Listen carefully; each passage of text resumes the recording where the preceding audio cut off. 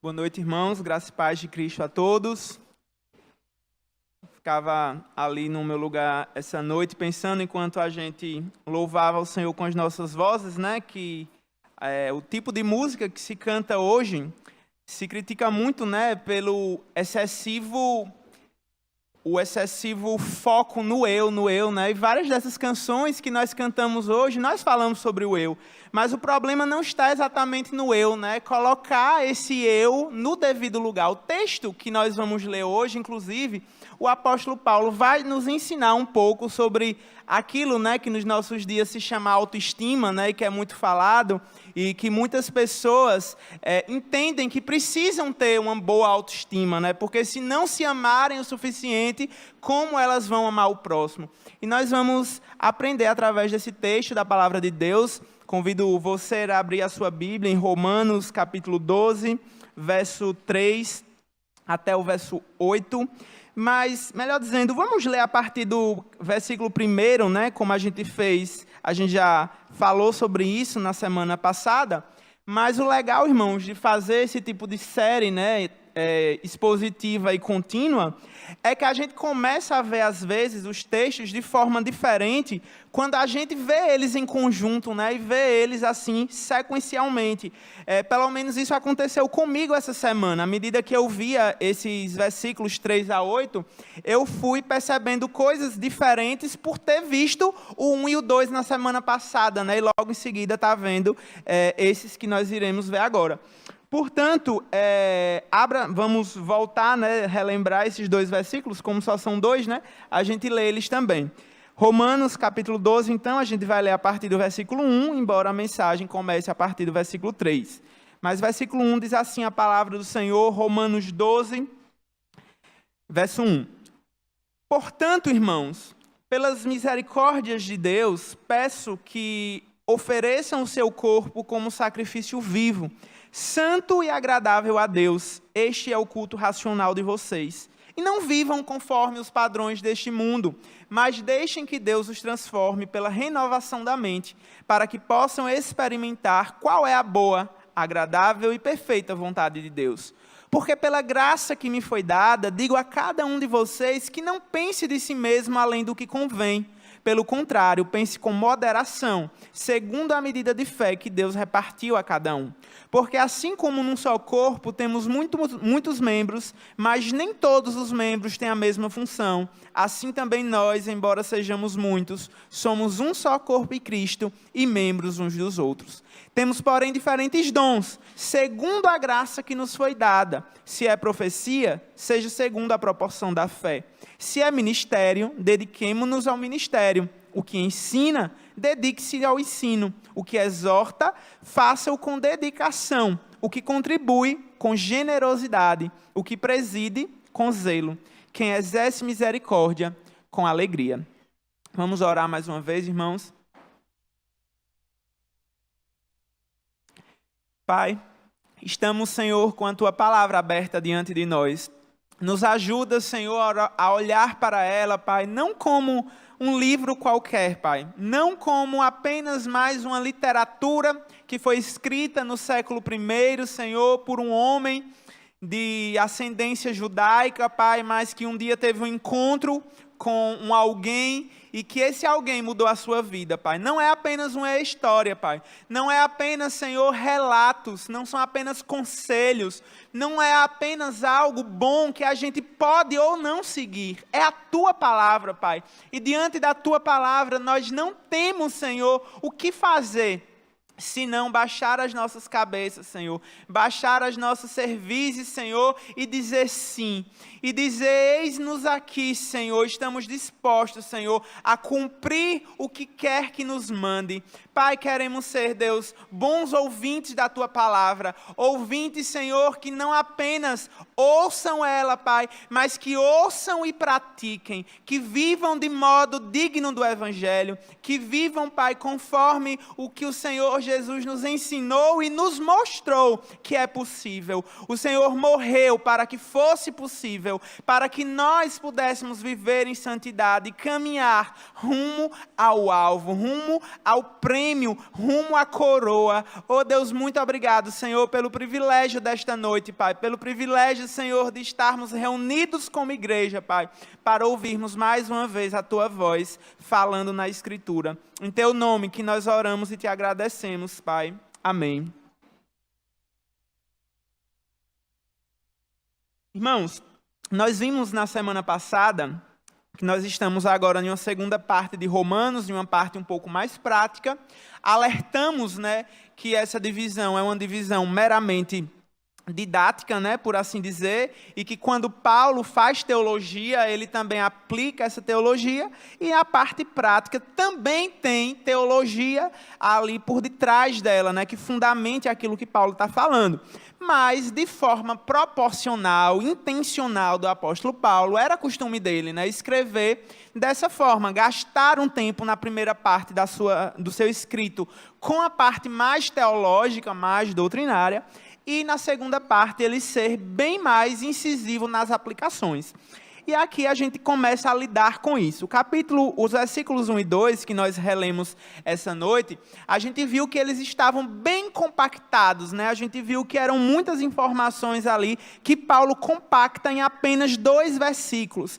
E hoje nós vamos ver alguns desdobramentos desses 2 versículos que a gente viu. E como eu comentei, irmãos, para mim foi motivo de muita surpresa ler e pesquisar e mergulhar no texto mesmo, e ter um contato mais intenso essa semana com o texto e ver coisas tão diferentes quando ligados aos versículos 1 e 2. Então, é o meu objetivo aqui também que nós pensemos, irmãos, como esse corpo de Cristo, que é a igreja, ele possui muitos membros, e como é que esses membros eles devem se relacionar entre si, tá? Esse é o objetivo, o nosso objetivo essa noite.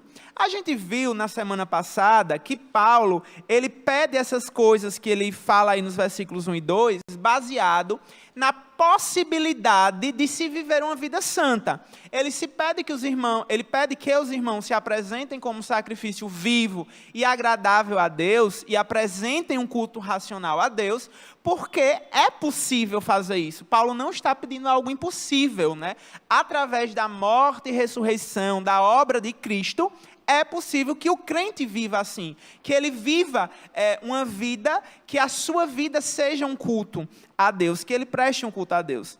E hoje a gente vai ver que esse âmbito mais pessoal da santificação, ele também acontece na vida da igreja. A igreja e os membros uns dos outros, como Paulo fala no texto, são instrumentos de santificação uns dos outros, irmãos. A gente vai ver que para que a gente seja santo, a gente precisa passar por situações que provem a nossa fé. Sabe, muita gente tem medo de discutir algumas coisas, de participar de debates com relação a temas, às vezes, complexos, porque tem medo de perder, tem medo de enfraquecer o seu argumento, tem medo de ser convencido pelo outro. Irmãos, nós não deveríamos ter esse tipo de medo. A gente, na verdade, cresce no entendimento daquele determinado tema e a gente começa a melhorar e pensar e fortalecer a nossa opinião apenas quando a gente se vê confrontado por ela, sabe? A gente precisa experimentar esse convívio com os irmãos, uns com os outros, precisa, inclusive, para ver uma coisa que Paulo começa falando, para que a gente vê que a gente não é o tal, nem a tal, que Deus dotou o corpo de Cristo com uma multiforme graça, de forma que outras pessoas também são dotados de dons e talentos, sabe, irmãos? E se a gente não tem esse contato com a igreja, se a gente não vive um ambiente de igreja, se a gente não vive na comunidade de fé, a gente não vai conseguir desenvolver algumas coisas que talvez a gente nem soubesse que precisava desenvolver. A gente precisa da igreja para desenvolver a nossa santidade. Para que nós sejamos santos, a gente precisa da igreja. A gente precisa uns dos outros para que nós, experimentando esse convívio mútuo, possamos crescer naquele que é o cabeça. Tá? Deixado isso claro, irmãos, eu queria também que a gente pensasse aqui nesse primeiro versículo, já que a gente leu, né? Pela graça que foi dada ao apóstolo Paulo, ele ordena a cada um dos irmãos que não pensem além do que convém. E isso só é possível se essa pessoa, ela é uma pessoa que não se conforma com o padrão do mundo e é uma pessoa que se deixa transformar a sua mente. Sabe, irmãos, se você experimenta essa transformação da mente, que a palavra de Deus nos garante que acontece quando a gente começa a experimentar o lavar regenerador da palavra de Deus, aí a gente começa a ser capaz de ter uma mente que avalia a si mesmo. Irmãos, vocês não sabem não como é algo difícil. É uma das coisas mais difíceis, talvez, que nós temos, é a capacidade de nos avaliar, de fazer uma análise crítica mesmo de nós mesmos, sabe? Isso é muito difícil, não é algo fácil. E isso acontece, em primeiro lugar, quando nós nos deixamos transformar a nossa mente pelo lavar regenerador da palavra. É nos ver no espelho da palavra de Deus. Se a gente se medir com a nossa própria fita métrica, aí é ok, né? Se eu me julgar baseado nos meus próprios princípios, eu sempre vou me achar muito bom. É claro, por quê? Eu me diminuiria a troco de nada, né? Agora, irmão, se eu tenho o espelho da palavra de Deus, se eu tenho outra medida, outra fita métrica para me medir, eu não vou pensar de mim mais do que convém, sabe? Eu vou ter uma medida um pouco mais objetiva, né, para me medir. Paulo está falando isso, irmãos, e ele está falando como alguém que vive aquilo que ele está ordenando à igreja. Paulo fala, olha, é pela graça que me foi dada. Eu estou falando aqui para vocês, eu estou aqui na qualidade de apóstolo do Senhor Jesus, porque Ele me deu, não foi eu de mim mesmo, não foi de mote próprio, não foi eu, Paulo, que escolhi ser apóstolo. Eu decidi, acordei um belo dia e disse, eu vou ser apóstolo. Foi a graça. Eu fui comissionado para isso. É nessa posição de alguém que entende que tudo que tem é de Deus, vem de Deus, é que eu digo para vocês, não pensem mais do que vocês são, não pensem de si mesmo além do que convém.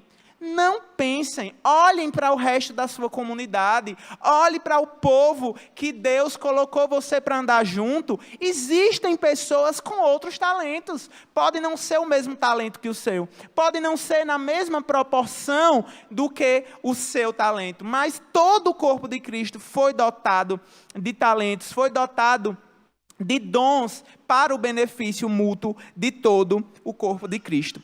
Talvez Paulo esteja também aqui calejado, irmãos, com esse assunto da autoestima exagerada, por conta da sua experiência com os coríntios, né? A igreja dos coríntios era uma igreja que tinha um determinado problema nessa área, né? A gente lê isso lá no capítulo 12, e por conta dessa experiência que Paulo já tinha com essa igreja dos coríntios, ele fala agora a cada um de vocês.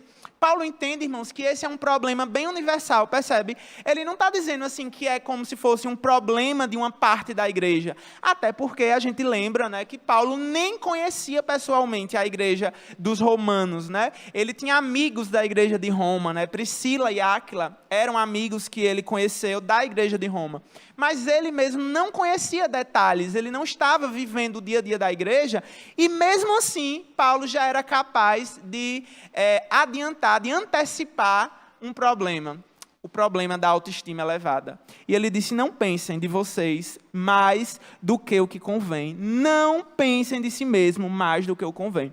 Tem um grande pastor e escritor de livros, né, que ele ficou muito conhecido no Brasil e foi muito querido, né, entre nós, foi bastante acolhido, os livros dele, né, o Timothy Keller, ou Tim Keller, e um dos livros, né, que são famosinhos dele, que muita gente até aqui na igreja já leu, né, O Ego Transformado, ele vai falar até uma coisa interessante, né, ele vai até dar uma dica lá no final do livro, ele vai dizer, olha, para não ter esse problema de pensar de si mesmo mais do que o que convém, Pensem menos em si mesmo. Olha que dica preciosa, né? Que o apóstolo, já estou elevando o Tim Keller, ele dá para a gente, né, irmãos?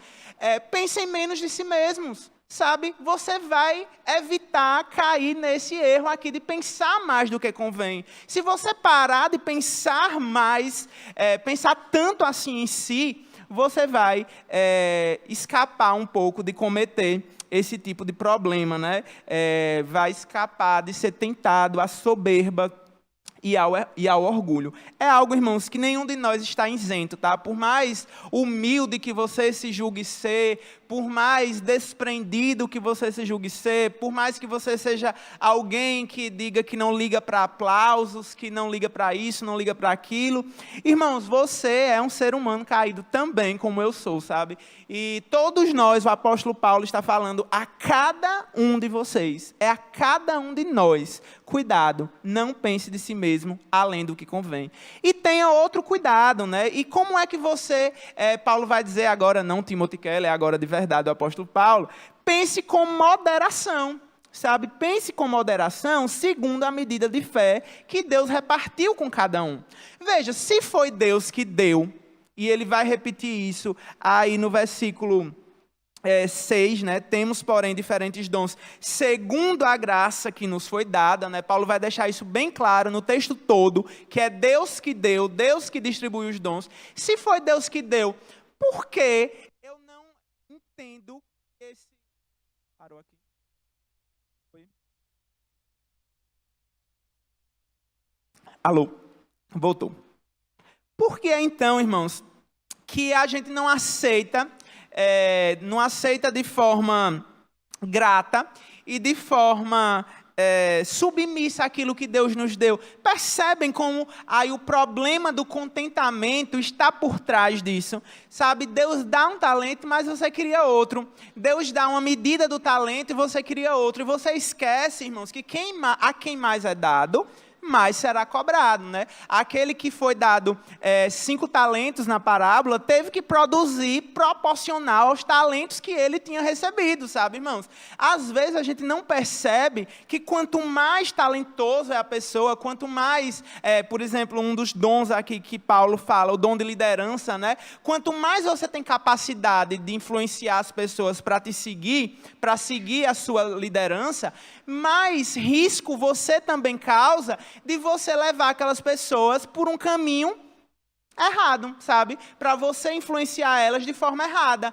Então, veja, irmãos, a medida que Deus dá para cada um, é essa medida que nós deveríamos usar para nos medir, essa medida de fé, né? E às vezes a gente fica pensando, né? Mas pastor, eu aprendi que não dá para medir fé. Não tem um instrumento, né? Não foi construído algo pelo homem que seja um medidor confiável da fé, né? Como assim medir fé? O que é que Paulo está falando? E aí eu peço licença, irmãos, para ler um parágrafo aqui do Augusto Nicodemos, porque eu achei bem legal, bem simples mesmo, como ele colocou, né? Como ele trouxe isso mesmo para o nosso entendimento, explicando isso, ele disse o seguinte: quando um irmão se torna membro do corpo de Cristo, como membro do corpo, você tem uma função, habilidades, capacidades para poder servir a Deus e expandir o reino dele nesse mundo. Todo mundo que faz parte do corpo recebe uma função no corpo. Imagine algo no corpo que não tenha necessariamente uma função, né, irmãos?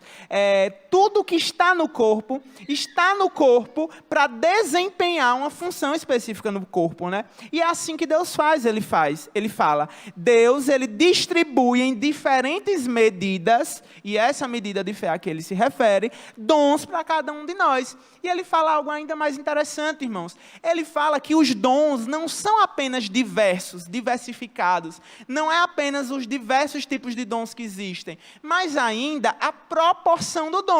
Pode ser que eu e você tenhamos o mesmo dom e Deus, ele distribui esse dom de forma mais intensa para você do que para mim. Sabe, não é apenas a diferença de dom, mas também a intensidade que esse dom ele é derramado na vida de cada um. Tá? É essa medida de fé que Paulo está falando. Então, Paulo está dizendo bem assim, olha, Pise os pés no chão. Se avalie no que é realmente que eu te dotei. O que é realmente que eu te capacitei para você desempenhar no corpo de Cristo.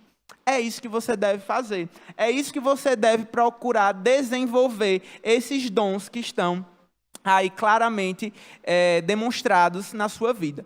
Boa parte dos problemas da igreja, né, e isso Nicodemos falando também com toda a experiência de anos e anos, o pastor Edward também poderia falar melhor do que isso, do que eu que estou começando, ele fala, é porque as pessoas não estão contentes com ou o dom que receberam, né, ou a proporção com que Deus derramou na vida delas, e por isso elas estão insatisfeitas, querendo se encaixar em áreas que não são a área dela, não é a área dela, sabe, irmãos? E a gente precisa desse discernimento, a gente precisa dessa sensibilidade para reconhecer aonde é que Deus, Ele nos colocou para servir. E um outro problema, né, um segundo problema, é daqueles que não conseguem identificar em si mesmo algum dom.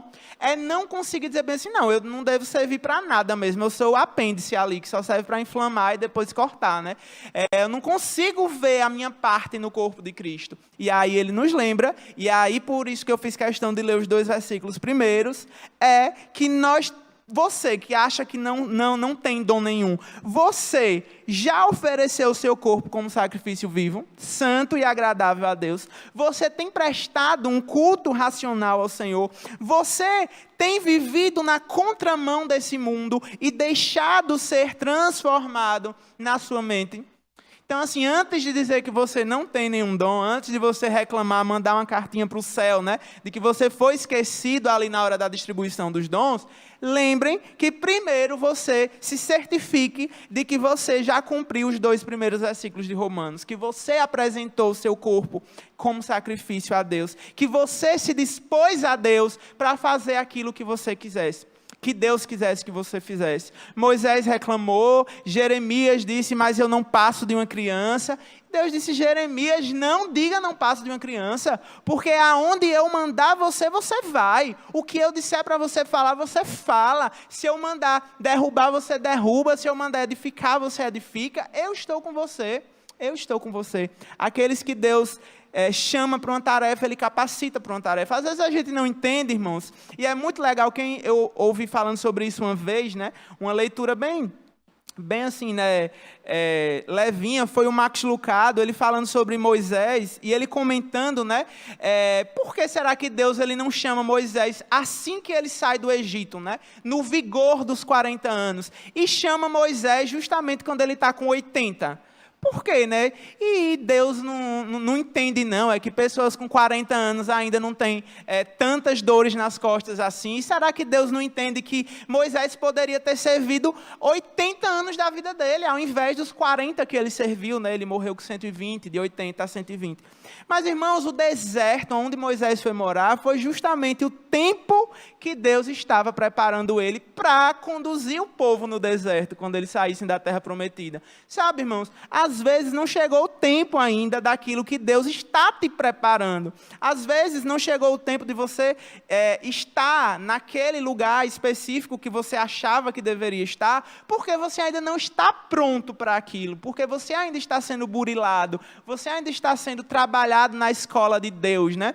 Deus, antes de Davi virar rei, Davi treinou com leão, Davi treinou com urso, Davi treinou a rejeição na família dele, sabe, irmãos? Existe uma preparação que Deus soberanamente está fazendo com você. Então, fique tranquilo, sabe? Não ache que você foi esquecido, não. E que Deus, se você faz parte do corpo de Cristo, você tem uma função nesse corpo. Você foi chamado para fazer alguma coisa. Não existe dom, não sei na sua Bíblia, né? Espero que ninguém aqui use uma Bíblia atualizada, e não a revista atualizada, que eu digo, né? Mas atualizada por algum teólogo aí da modernidade. Mas não tem nenhum dom de esquentar banco aqui. Vocês leram esse dom aqui nessa lista de Paulo? Não tem, né? Então, assim, fique tranquilo que no devido tempo, Deus ele vai ajudar você a perceber para que você foi chamado no corpo dele. Não se angustie. E ele vai continuar falando, irmãos, no versículo 4, que assim como num só corpo nós temos muitos membros, nem todos os membros têm a mesma função. Isso deve ser muito claro, né? Não foi todo mundo chamado para fazer a mesma coisa, né? Não foi, simplesmente não foi. Então, assim também nós, né? Paulo está falando, é uma metáfora, ele está falando do corpo e ele está falando como é que acontece na vida da igreja. Assim também nós, também somos muitos. E embora muitos, somos um só corpo, é verdade. Todos estão ligados em Cristo, ligados a Cristo. São parte desse corpo, dessa união com Cristo, como a gente viu, e somos membros uns dos outros. Isso que é mais legal, esse final do versículo, né? Porque Paulo está sendo bem diferentão aqui, né? Membros uns dos outros, né? Que forma estranha de colocar aqui essa representação, né, do corpo, dessa unidade orgânica do corpo. A comparação da igreja com o corpo é bem comum em Paulo, né, irmãos? A gente vê ele escrevendo isso em diversas ocasiões. Mas dizer que você é membro uns dos outros faz você pensar. Faz a gente refletir, irmãos, que como corpo, faz a gente pensar que, dependendo da função que você tem no corpo, a sua função no corpo é servir outro membro. Né? É você entender que, à medida que você serve outro membro, e o outro membro passa a servir você, e você para de viver uma vida tão focada em você, e em servir você, e a buscar os seus próprios interesses, e a viver procurando o melhor para você, e passa a servir aos outros. Irmãos, a gente experimenta algo magnífico. A gente experimenta o privilégio de ser servido por irmãos que têm dons diferentes de você. Eu não sei se você sabe, eu não sei se alguém já te disse, mas você não é autossuficiente, irmãos. Você não faz fotossíntese, você não chega ali no sol, estende as mãos e começa a viver ali da luz do sol. Ninguém é autossuficiente. Nós precisamos uns dos outros. Nós precisamos de pessoas que tenham talentos para fazer coisas que nós não fomos dotados dessa habilidade.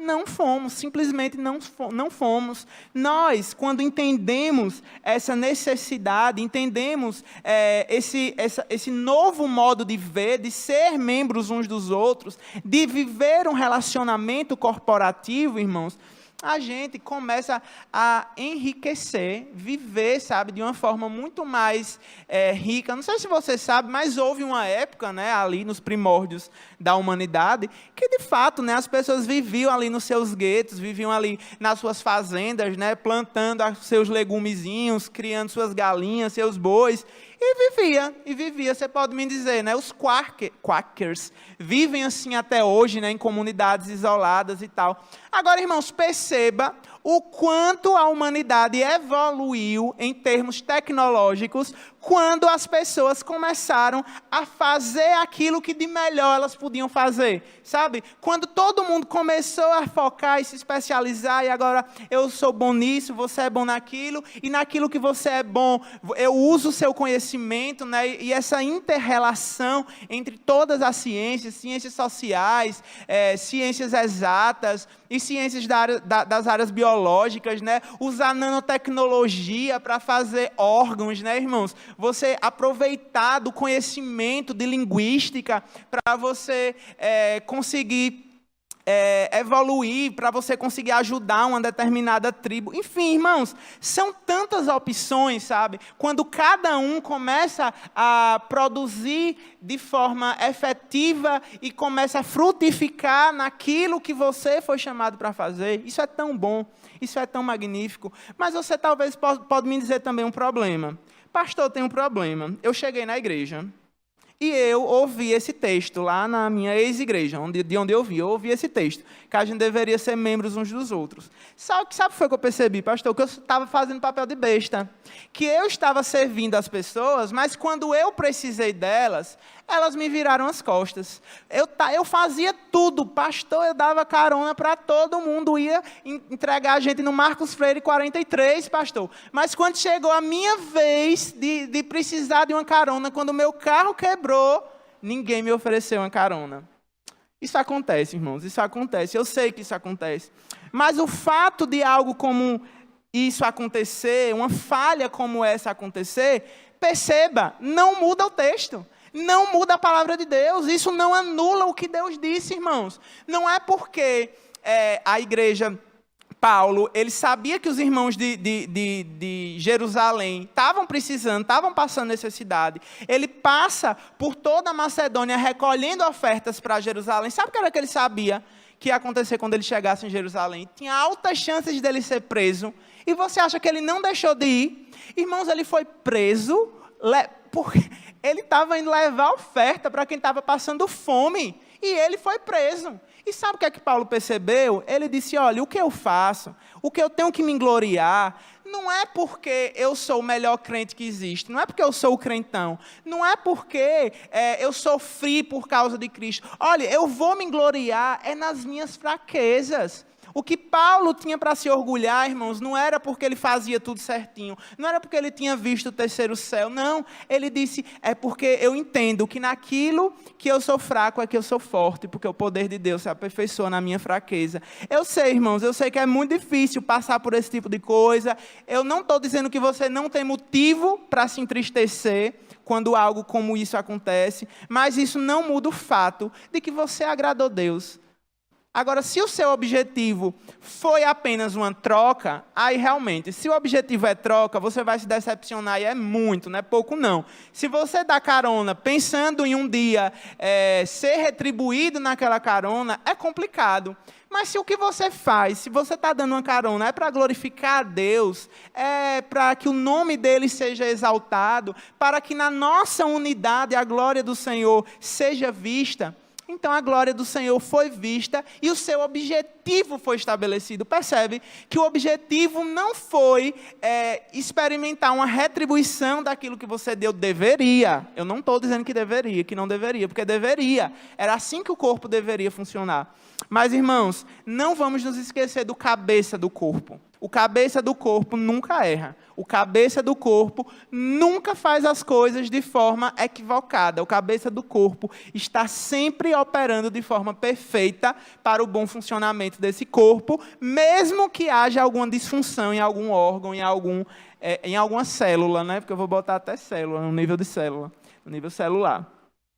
Claro, irmãos, que quando Paulo ele apresenta aqui esses dons, a partir do versículo 6, esse exemplo, né, de como a igreja pode servir uns aos outros, ele não está nos dando uma lista exaustiva, né, para os nossos colegas de direito aí que gostam dessas palavras, exaustiva, ou uma lista exclusiva, né? Essa não é uma lista exaustiva, mas é uma lista exemplificativa. E como é que você sabe disso, pastor? É porque existem outras listas como essa. E essas listas não são iguais. São listas diferentes. Não tem uma lista de dons iguais às outras, sabe?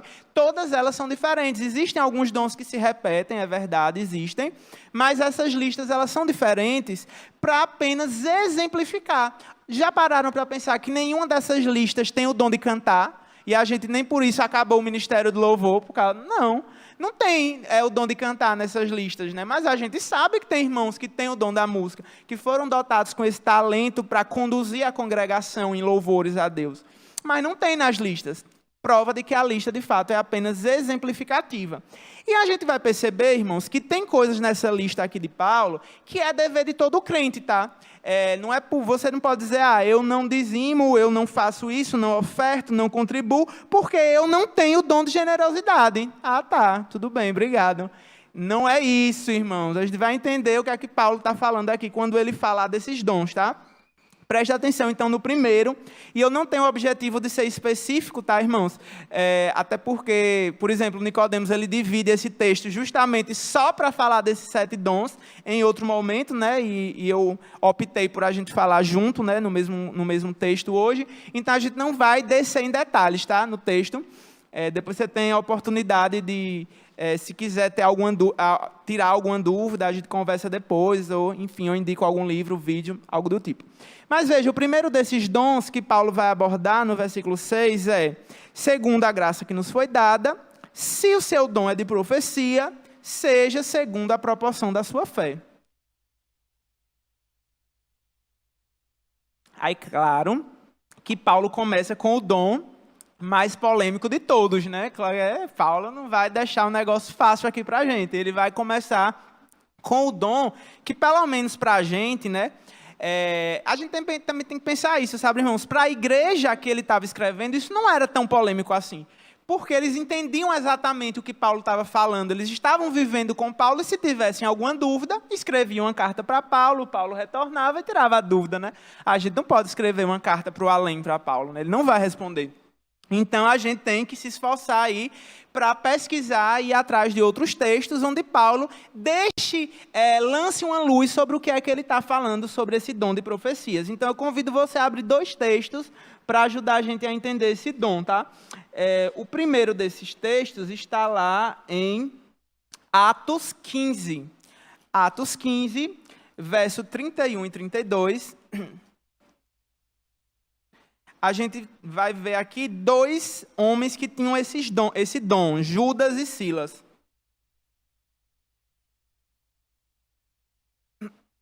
Atos 15, 31. E esse texto daqui, irmão, só para contextualizar, acontece depois que o concílio de Jerusalém, ele é convocado, né, lá em Jerusalém, óbvio, e as pessoas estão deliberando ali acerca de como tratar os gentios que estavam se convertendo, né, estavam sendo agregados à igreja. Aí os que foram enviados para dar uma resposta, né, para levar ali o documento, a ata da reunião, né, para ser lida lá, e entregam a carta, leem a carta, ficam muito alegres com o consolo recebido, e aí o versículo 32. Judas e Silas, que eram profetas, consolaram os irmãos com muitos conselhos e os fortaleceram. Veja, eles não entregaram a palavra, eles não falaram, né, com quem as pessoas iam casar, enfim, eles não previram o futuro. O que foi que eles fizeram aqui? 2 coisas, irmãos, eles fizeram. Consolaram os irmãos e os fortaleceram. Essas 2 coisas que esses profetas falaram. Ah, mas é só esse texto. Vamos lá em 1 Coríntios, primeira carta de Paulo aos Coríntios, capítulo 14, verso 3. Primeira carta de Paulo aos Coríntios, 14, verso 3. O que é que Paulo está falando aqui em 14, verso 3 de Coríntios? Olha o que é que quem profetiza deve fazer. 14, 3. Mas o que profetiza fala para as pessoas, edificando, exortando e consolando. A mesma coisa de Atos, irmãos. A gente não tem dúvidas de que o dom de profecia era um dom de pessoas que exortavam e consolavam, tendo em vista a edificação mútua da igreja.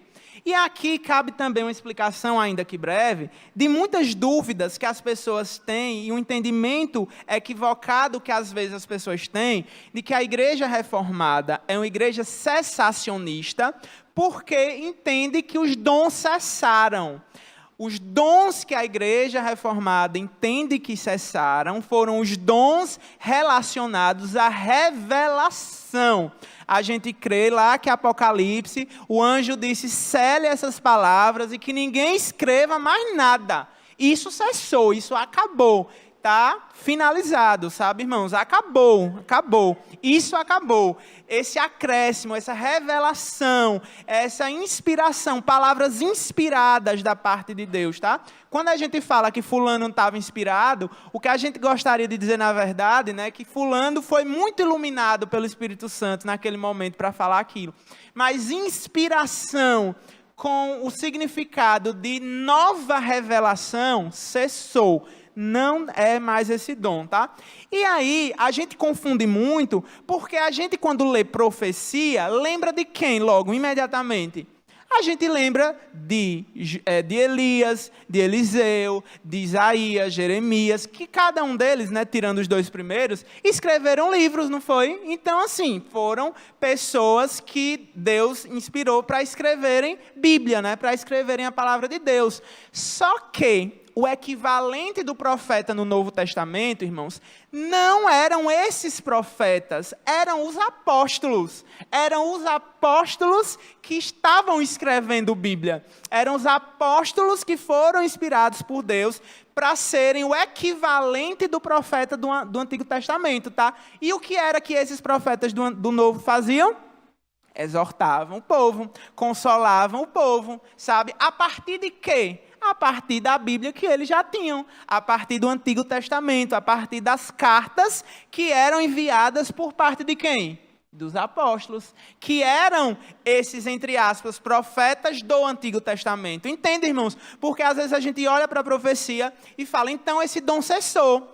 E eu achei interessante Nicodemos falando, né, que ele usa o dom dele de mestre. Já viram que eu estou citando muito ele, é porque eu achei que ele foi muito bom mesmo, muito certeiro nesse capítulo. Ele fala que ele usa o dom de mestre dele quando ele passa a semana se debruçando sobre o grego e o hebraico, e estudando comentários e lendo e se preparando para pregar. Só que antes dele subir para pregar, ele ora a Deus para que, se Deus quiser trazer uma palavra de consolação, de exortação por parte dele, o use como profeta. Ele ora, ele conta isso no livro, né, que ele ora, ele faz essa oração antes de subir para o púlpito. Então daí, irmãos, a gente percebe uma diferença. A diferença entre o profeta e o mestre é que o profeta não se prepara exatamente para falar aquela palavra, sabe? O mestre sabe que ele vai falar. E o profeta falava de forma mais espontânea, digamos assim, entendeu? Ele não sabia que ia falar exatamente, né? Ele foi impelido naquela hora para falar. E o mestre não, né? A gente fala com o presbítero Wellington, Enoque, olha, semana que vem os irmãos podem dar uma palavra lá na Bethesda. Eles sabem que vão falar, né? Eles se preparam para falar, eles usam os dons, os talentos de mestre para isso.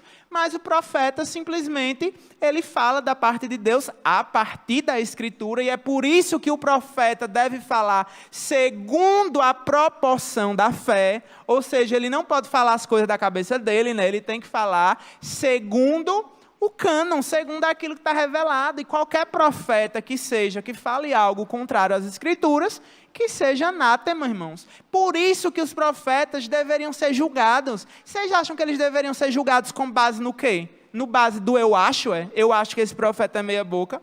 Eles deveriam ser julgados pela palavra, pela doutrina, pela sã doutrina. Era a forma de se julgar os profetas, perdão. E eu falei demais da profecia e vou correr aqui nos outros dons, tá, irmãos? Para a gente se estender muito. O próximo dom é ministério, nas nossas versões, só que eu prefiro, talvez, a versão da Almeida século XXI ou da NVI, que coloca serviço, porque a palavra mesmo, originalmente, é diaconia, né? É a palavra que a gente conhece como diáconos. Mas, talvez, o autor da ARA, da NAA, preferiu o ministério, para que as mulheres também fossem encaixadas aqui, sabe? Para que o que ele está falando é sobre o dom de servir, mas não do ofício diaconal especificamente, sabe? Paulo estava falando sobre o dom de servir, de efetuar um serviço para alguém. E algo muito interessante que a gente não deve lembrar, irmãos, é que muitas vezes esse serviço não precisa ser necessariamente na igreja. As pessoas, mulheres, podem ter sido chamadas para servir a sua família, os seus filhos, os seus esposos. Você pode ter sido chamado para servir em um ambiente específico. Se fala, né, normalmente da enfermaria, né, que é uma profissão muito dada, essa coisa do serviço, né, de estar próximo do paciente, da assistência social. Você pode usar os dons que Deus te deu, não precisa ser necessariamente na igreja, tá? Você pode usar esses dons aonde quer que Deus te colocar. E essas pessoas a quem foram confiadas esse dom do ministério, esse dom de servir, devem se dedicar a esse dom. Irmãos, é isso que é interessante. Os dons, eles não são dados e a gente não faz nada com eles, e a gente enterra esse dom, né, nessa parábola. Que apesar daquele talento ser dinheiro, né, irmãos, é muito legal que o nome seja talento, porque a gente fica usando esse dinheiro lá, que tinha o nome de talento, como metáfora para falar do talento, dom mesmo, né? Quem enterrou o talento foi criticado por isso, pelo mestre que tinha confiado aquele talento, né?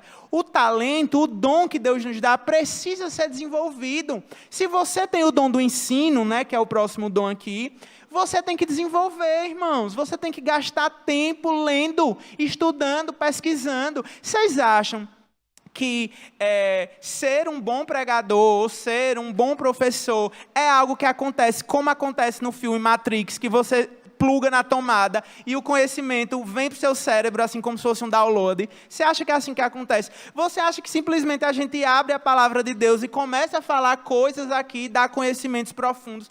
Irmãos, eu não sou arqueólogo, eu não sou linguista. Vocês entendem que eu preciso beber do trabalho de alguém que foi arqueólogo, que foi linguista, que pesquisou o acadiano, as línguas ugaríticas, e que pesquisou o grego clássico e o grego das outras obras do período, para dizer que aquela palavra é aquilo outro. Eu não tenho competência para isso. Da minha própria cabeça, ler o texto aqui e começar a falar para os irmãos coisas assim sublimes.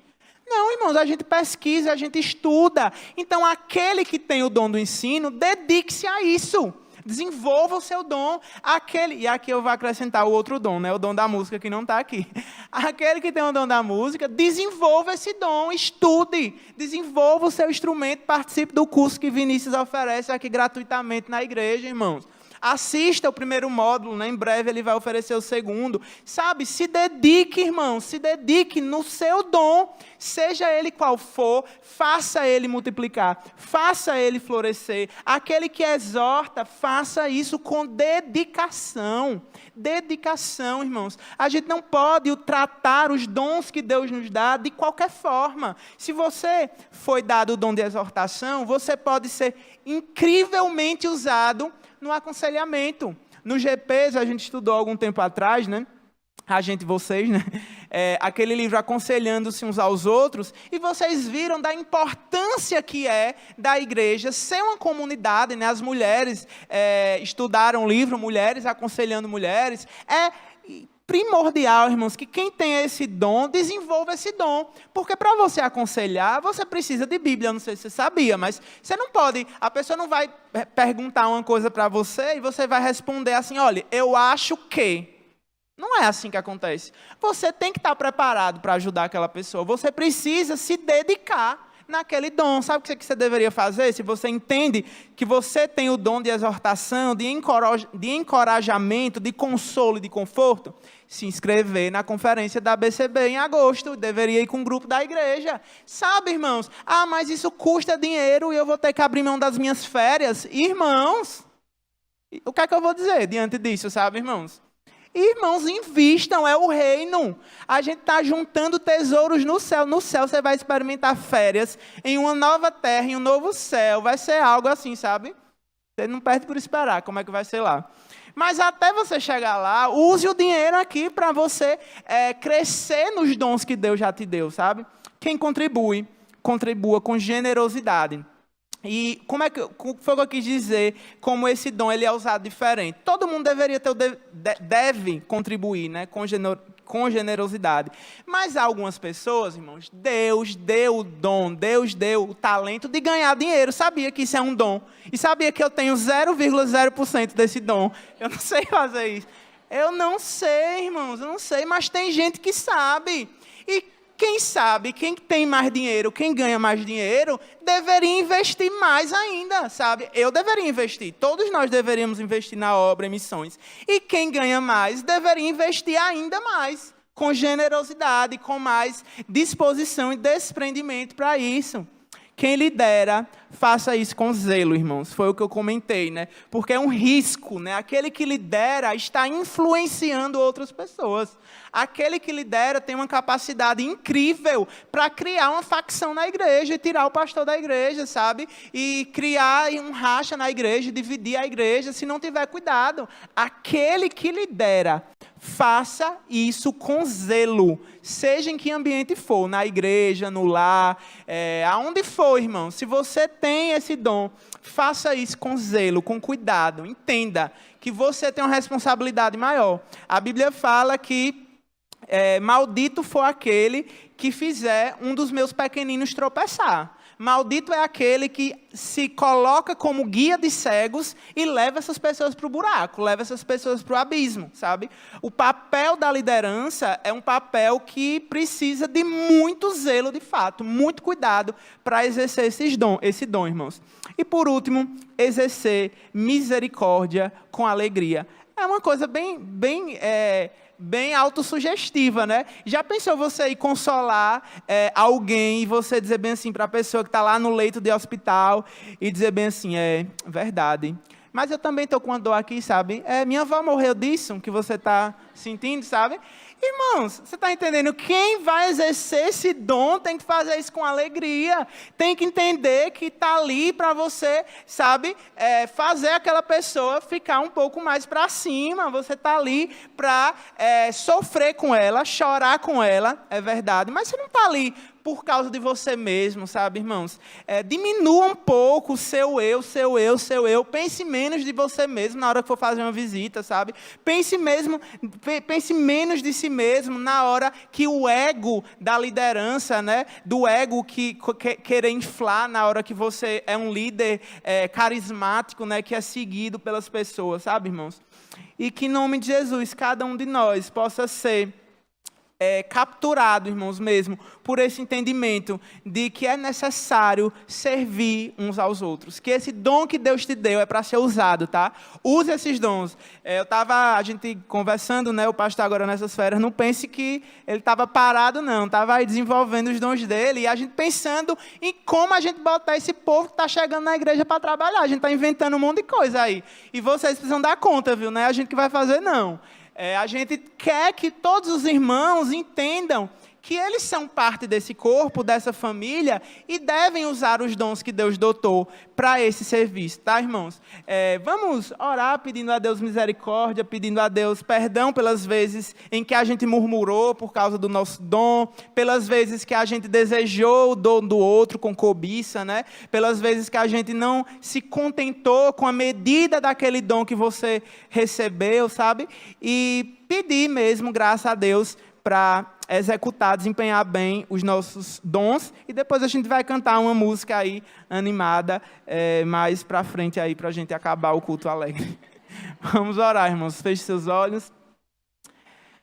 Pai amado, muito obrigado, Senhor, por essa palavra, Senhor. Muito obrigado, Senhor, porque o Senhor, Pai, fez tudo, Pai. Tudo o que o Senhor fez perfeitamente bom, Deus. O Senhor planejou todas as coisas de forma maravilhosa, Deus. Mas nós, como seres humanos caídos, pecadores, Senhor, distorcemos as coisas que o Senhor fez. Achamos, Senhor, nos colocamos no lugar de Deus e achamos que podemos fazer melhor do que o Senhor. O Senhor nos deu dons e o Senhor sabia, Senhor, aquilo que a tua igreja, que o teu corpo precisava, Deus, para que nós desempenhássemos ali, Pai. Mas nós estamos, às vezes, tão cegos, Pai. Nós estamos tão cegos, Senhor, porque nós não temos apresentado o nosso corpo ao Senhor. Nós não temos nos apresentado diante do Senhor como Isaías fez. E quando o Senhor pergunta a Isaías, a quem enviarei, quem há de ir por nós? Isaías responde, eis-me aqui. Senhor, desperta em nós, Senhor, que é preciso, há muito a ser feito. A tua palavra fala que os campos estão brancos, que é muito trabalho que precisa ser feito e poucos obreiros. E no campo, Senhor, não precisam-se só de pregadores, mas também se precisam de mestres. Se precisam de pessoas para contribuir, Deus, para investir na obra. Oh, Deus, nós precisamos de pessoas com dons de misericórdia. Precisamos, Senhor, de pessoas, Senhor, para liderar departamentos, áreas da igreja. Levanta, Pai, no meio desse lugar, músicos, Pai. Levanta, Senhor, cantores, cantoras, Senhor. Levanta pessoas para servir no departamento infantil, Pai. Oh, Deus, que essas pessoas estejam aqui na noite de hoje, Pai, e que isso seja gerado no seu coração. Espírito Santo, muito obrigado, Senhor, pela imensidão de dons, dos mais diversos que o Senhor derramou na vida da tua igreja. É em nome do teu Filho amado Jesus que nós oramos e te agradecemos. Amém.